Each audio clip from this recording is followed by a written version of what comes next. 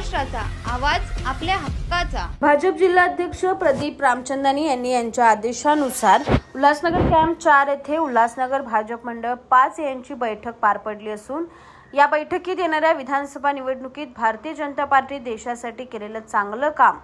जनतापर्यंत पोहोचवणे तसेच भाजपला जास्तीत जास्त मत देऊन राज्यात भाजपची पुन्हा सरकार यावी यासाठी बैठकीचे आयोजन करण्यात आले। यावेळी मंडळ अध्यक्ष बंटी कुकरेजा, नरेंद्र राजानी, माजी नगरसेवक शेरी लुंड, राधाकिशन मसन, राजेश गणेशा, प्रदीप गोपलानी, सिंधू शर्मा, किशोर ताराचंदानी, अनिल रामनानी, नीरज साधवानी तसेच महिला मंडळ आणि कार्यकर्ते उपस्थित होते। भारतीय जनता पार्टी की पूरे उल्लासनगर जिला के अंदर पहले उल्लासनगर की कार्यकारिणी की बैठक हो गई जिला की, अभी हर मंडल की कार्यकारिणी की बैठक हम ले रहे हैं और उन बैठकों में आने वाले चुनाव के लिए जो कुछ रणनीति है, तैयारियां हैं और हमारे देश में नरेंद्र मोदी जी के नेतृत्व में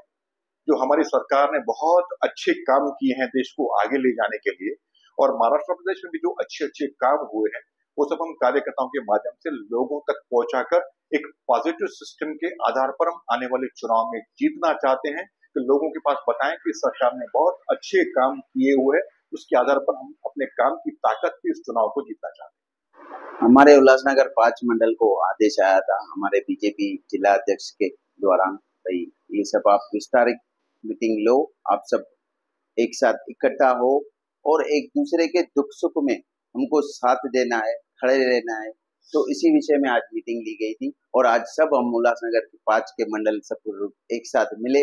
और सब और भी ज्यादा हमारे ग्रुप में